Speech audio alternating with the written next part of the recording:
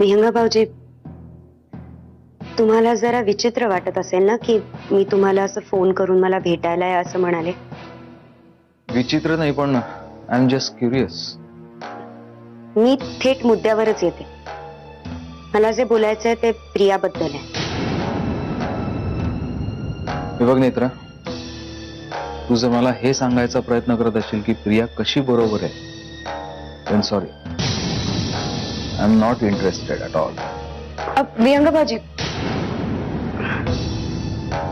हे बघा, मला तुम्हाला एवढंच सांगायचंय की प्रिया किती हरामखोर आहे हे घरातल्या इतर माणसांपेक्षा मला सगळ्यात जास्ती चांगलं माहिती आहे. नाही, तिच्या पापाचे पाढे वाचण्यात वेळ नाही वाया घालवणार मी. मला तुम्हाला फक्त एवढंच सांगायचंय की मला प्रियाचा काहीतरी बंदोबस्त करायचा, जेणेकरून परत कधीच ती या घरात येऊ शकणार नाही. पण मंजिरी वहिनी तिला ऑलरेडी. भाऊजी, प्रिया एक नागिण आहे. ह्या दाराने यायला बंदी केली तर ती त्या खिडकीतनं सरपटत घरात घुसेल, पण घरात घुसेल हे नक्की. तिचा काहीतरी कायमचाच बंदोबस्त करायला लागेल. मला तर सुहासची फार दया येते. त्याला अजूनही असंच वाटतंय की प्रियाचं त्याच्यावरती नितांत प्रेम आहे आणि तिला समजून घेणं तोच कुठेतरी कमी पडतोय. पण आता नाही. विहंग भाऊजी, आता माझ्या आयुष्याचं एकच ध्येय आहे. मला प्रियाचं सत्य सगळ्यांसमोर उघड करायचं आणि त्याच्यात मला तुमची मदत हवी. कारण प्रियाची अवकात काय आहे हे माझ्याशिवाय फक्त दोनच माणसांना कळलंय. एक म्हणजे तुम्ही आणि दुसरे आजी. पण आजी ऍक्टिव्हली काहीच करू शकणार नाहीत. त्यामुळे तुम्हीच सांगा.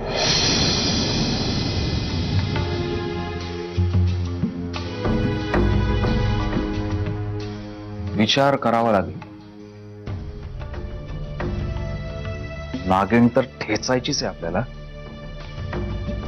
पण काम चोख नाही झालं तर डंख उलट आपल्यालाच बसेल.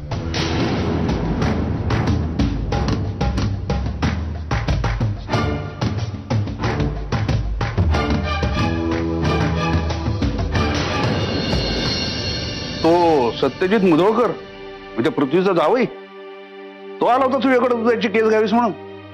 हो. बाबा, तुला हे सगळं फनी वाटतंय? आनंद आहे मला. मला तर वाटत होतं हे फक्त नाटक सिनेमातच घडतं बहुतेक. All the world's a stage and all the men and women are merely players. William Shakespeare. तुझ्या वर्गात होता? बाबा सांग ना रे, काय करू मी आता? मग शेक्सपियरला विचार ना. बाबा, मी जाते, lunch cancel. Sorry sorry sorry, मी तुला एवढ्या लाडाकोडात वाढवली, पण आईचा स्वभाव थोडाफार तरी आहे तुझ्यात अजून. आता तू काय करायचंय मी कसं सांगू? बरं मी ठीक सांगेन ग, तू माझं ऐकणार थोडी आहेस. बघ, केस घ्यायची तर घे, नाही तर नाही म्हणून सांग. हा, पण जर केस घेणार असशील तर त्याकडनं चोख पैसे घे. आणि हा, ही केस तू जिंकत नाहीस. हा, एकदा त्या मुधोळकरला भेट. तो जेव्हा त्याची केस तुला सांगेल ना, तेव्हा तुलाच कळेल की ह्यात जिंकण्यासारखं काही नाही. कोणाचा बाप पण ही केस जिंकू शकत नाही. पण आपण म्हणजे काय क्रिकेटर नाही की सेंचुरी काढली नाही तर तुम्ही कटाप. आपण वकील आहोत. क्लायंट जिंको किंवा हारो, आपण आपली फी घ्यायची, विसरून जायची.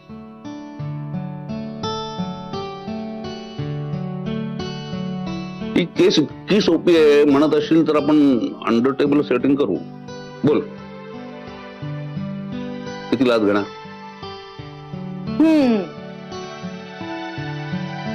एवढा विचार करतेस म्हणजे थोडक्यात अटकल असं वाटत नाही.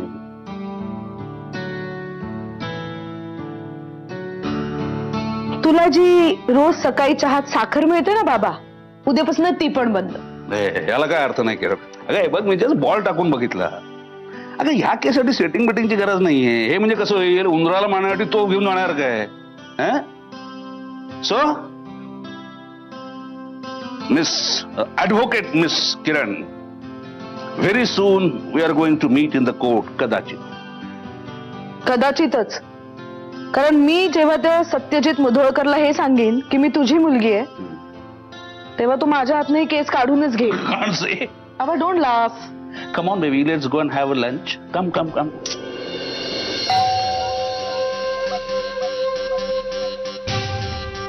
विहंग, आज इथे कसं काय? भेटायला आलो होतो. सुहासला भेटायला आला असलास तर तो घरी नाही आणि तो कधी येईल मला माहित नाही. मी सुहासला नाही, तुलाच भेटायला आलोय. मला हो, जरा महत्वाचं बोलायचंय तुझ्याशी. माझ्याशी बोलायचंय, तेही महत्वाचं. हम्म.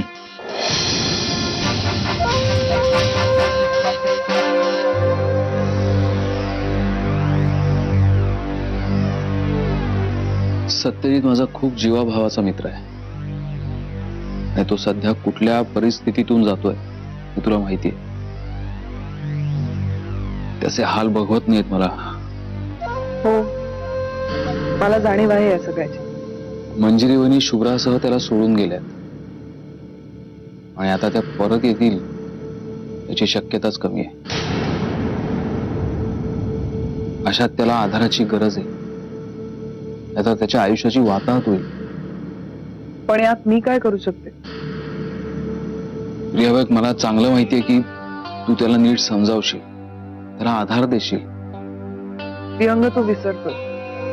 तूच म्हणाला होता सत्यजितचं आयुष्य जर सुरळीत चालायला हवं असेल तर मी त्याच्या आयुष्यातून निघून जाणं गरजेचं आहे. हो, त्यासाठी मी तुझी माफी मागू का? बघ, मी सत्यजितसाठी तेही करायला तयार, पण तू प्लीज त्याला भेट, त्याच्याशी बोल. मी त्याला भेटू? हो प्रिया, मला खात्री आहे की तू त्याच्या आयुष्यात आलीस तर त्याचं आयुष्य पुन्हा सुरळीत होईल. त्याच्या आयुष्यात आता जे दुःख आहे ते कमी होऊन सुखाची सुरुवात होईल. बघ, विचार कर, म्हणजे त्याला एकदा भेट, त्याच्याशी बोल. एवढंच तुला सांगायला मी आलो. ये जा.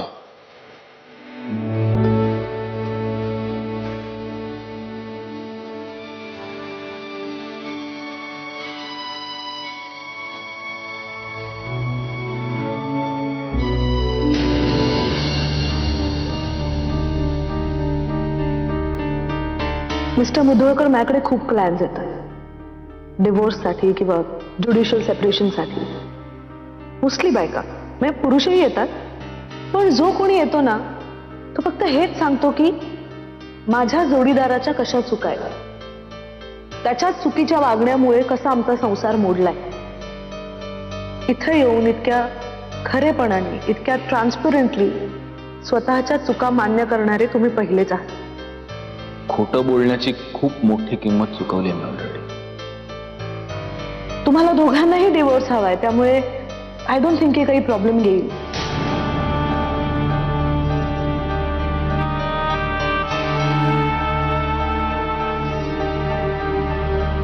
सध्या का रे बाबा असा का बसला? चल जेवायचं. आत्या झोपली का? वय डोळा लागलाय. तू चल बरं जेवाया. नाही, नको जेवाय, नको मला. अरे दुपारी मी जेवला नाही. भूक नाही आजी, नको. शाली बरी आहे ना? बरी आहे, तिची तब्येत बरी आहे. डॉक्टर आज म्हणत होते की 1-2 दिवसात डिस्चार्ज पण देता येईल कदाचित. बरं झालं बाबा. सध्या आज हॉस्पिटलात जास्त वेळ नव्हतास, बाहेर कुठं गेलतात? वकिलांकडे. वकिलाकडं? होय, आता घटस्फोट घ्यायचा म्हणलं की वकील लागणारच ना, कोर्टात आपली बाजू मांडाया. आणि त्याची जर आपली बाजू मांडायची असेल तर त्यांना आधी आपली बाजू समजावून द्यायला पाहिजे, म्हणून गेलो होतो त्यांना भेटायला. सध्या अरे विश्वासच बसत नाही बघ. तुला घटस्फोट हवाय म्हणून. अरे कुरबुरी कोणच्या घरात होत नाहीत रे, पण वेगळं होणं ह्यो त्याच्यावर इलाज नाही रे पोरा. अजय, माझं आणि मंजिरीचं नातं आता कुठली बी गोष्ट समजण्याच्या पलीकडे गेलेलं आहे. तुम्ही वेगळं व्हाल र, पण शुभ्रा त्या इवल्याच्या जीवाचं काय? शुभ्रा आपल्या घरीच परत येणार, त्यासाठीच गेलो होतो वकिलांना भेटायला. सध्या अजय, आपलं लई बोलणं झालं याच्यावर. आता आणखीन परत परत नको, त्याचा पण त्रास होतो मला.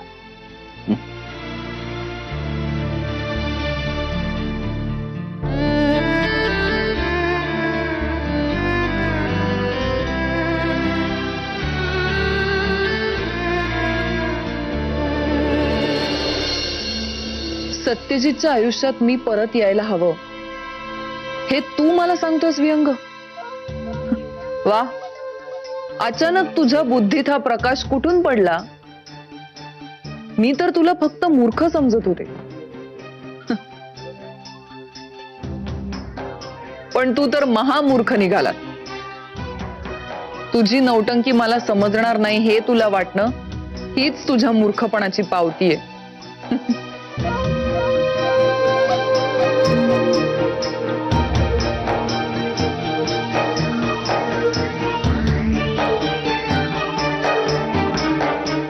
एकेकाळी मला सत्यजित पासून वेगळं व्हायला सांगणारा तू आज मला त्याची साथ द्यायला सांगतोयस. वा, झटक्यात रंग बदललास रे. पण विहंग, सरड्याची धाव कुंपणापर्यंतच. तू फक्त इतकंच करू शकतोस, कारण तुझी मर्यादा तेवढीच आहे. हा, पण माझी नाही. सत्यजितला आपलं आणि सुखी कसं करायचं हे मला तुझ्याकडनं शिकायची गरज नाही. तुला अजून जितकी नाटकं करायचीत ना तितकी कर, पण शेवटी मला जे हवं तसंच होईल. इनफॅक्ट मी तसंच घडवून आणीन. ह्या प्रियाला अजून तू पुरतं ओळखलंच नाहीयेस. आता सत्यजित आणि माझ्यात कोणीच येणार नाही हे मी स्वतः बघेन. तू त्याची काळजी करायची गरज नाही.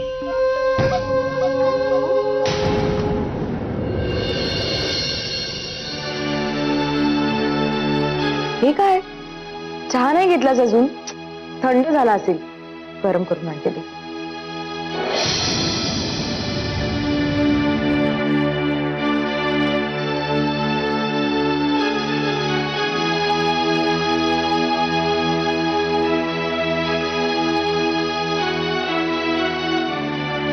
कसला विचार करतोस? मावशीचा. मावशीकडे बघितलं की त्रास होतो. म्हणजे याआधी मावशीला नेहमी असं खंबीर ठणठणीत बघितलंय, पण आता तिने असं हॉस्पिटलमध्ये अंथरुणाला खिळून राहिलेलं बघवत नाहीये. यंग, त्या ट्रीटमेंटला रिस्पॉन्स देतायत ना? होतील लवकरच बऱ्या. नाही, पण तिच्या या अवस्थेला मीच कारणीभूत आहे असं वाटतंय. नाही व्यंग, उगाच काहीतरी मनाला लावून घेऊ नकोस रे. खरंय मंजुषा, सत्यजितचा ऍक्सिडेंट, त्यातून घडलेल्या या सगळ्या कडवट गोष्टी, आणि त्यामुळे झालेला हा सगळा त्रास, क्लेश, हे मी सगळं थांबवू शकलो असतो. मी वेळीच जर सत्यजितला अडवलं असं तर हे काहीच झालं नसतं. खरं सांगू व्यंग, जर दादांना ह्या सगळ्याची पुसटची पण कल्पना असती ना, तर त्यांनी हे सगळं होऊच दिलं नसतं. दुसराच मार्ग निवडला असता. ते खरं असलं तरी मला अपराध्यासारखं वाटतंय आणि त्याच गोष्टींसाठी माझं मन मला खात आहे. विहंग मी समजू शकते, पण आता हा विचार मनातून काढून टाक, हलकं कर मनात. तोच विचार नको करूस. मी आहे ना तुझ्यासोबत.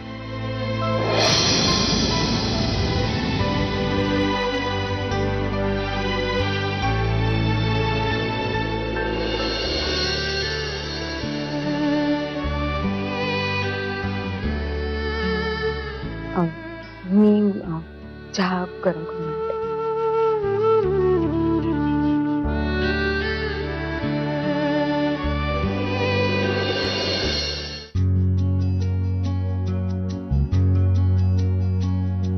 विहंग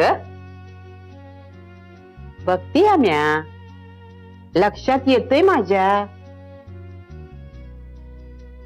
काय आजी? काय आजी?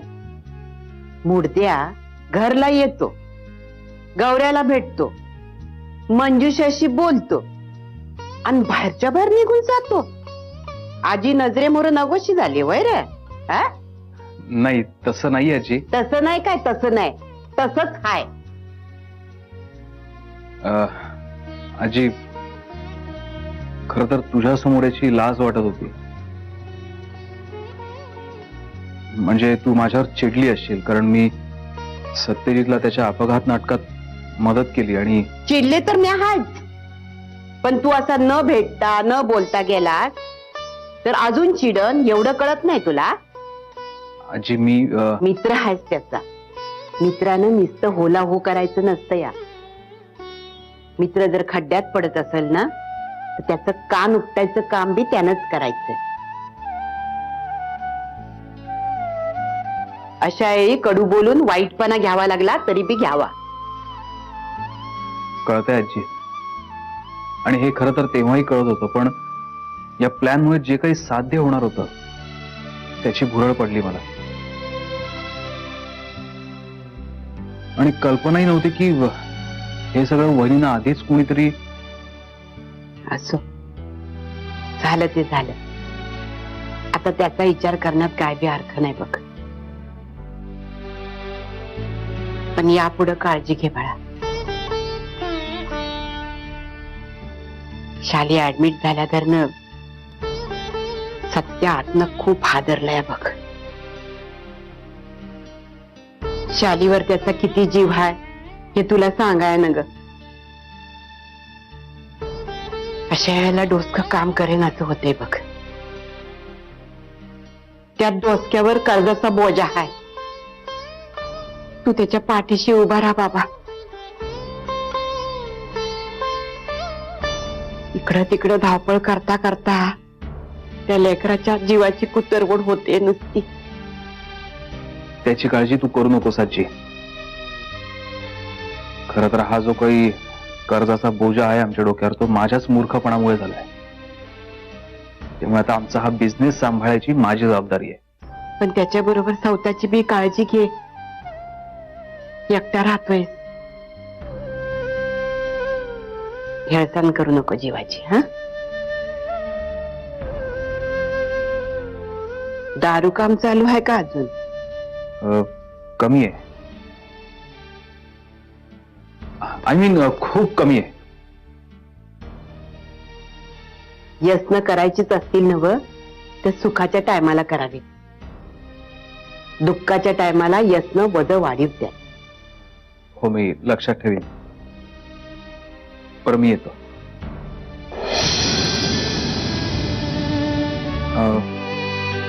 आजी मी सरनाईकांकडे चाललोय. हे कशा पाय? मंजिरी वहिनींशी थोडं बोलायचंय. नीट जा.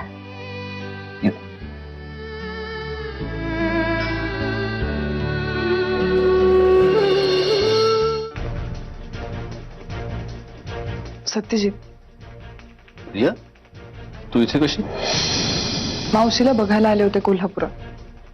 म्हटलं तुला भेटूया, घरी तर नाही येऊ शकत म्हणून इथे आले. घरी येऊ शकत नाही म्हणजे? तुला माहित नसल्यासारखं का बोलतोयस? कशाबद्दल? तू अपघाताचं नाटक करून जेव्हा घरातून गायब झाला होतास ना, तेव्हा तुझ्या बायकोनी हाताला धरून घराबाहेर काढलं मला. आणि मला असं सांगण्यात आलं की पुन्हा या घरात पाऊल ठेवायचं नाही. ज्या घराला मी स्वतःच मानत होते त्या घरात पुन्हा पाऊल ठेवायचं नाही. हो. नाही, मला हे खरंच माहित नव्हतं. पण मग आता कळल्यावर सुद्धा एवढीच रिॲक्शन आहे तुझी? मग आता आणखीन काय करू मी? हं? तू आणि मंजिरी समोरासमोर आल्यानंतर आणखीन काय होणं अपेक्षित होतं तुला, प्रिया?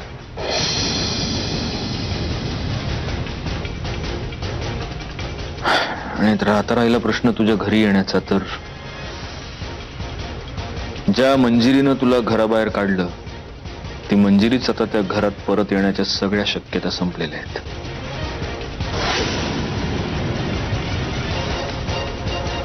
तुला आईनं त्या घरात आणलं होतं, त्यामुळे आईला भेटण्यासाठी तुला जेव्हा यायचं असेल तेव्हा तू त्या घरात येऊ शकतेस. पण जेवढं कमी येशील तेवढं तुझ्या संसारासाठी बरं आहे.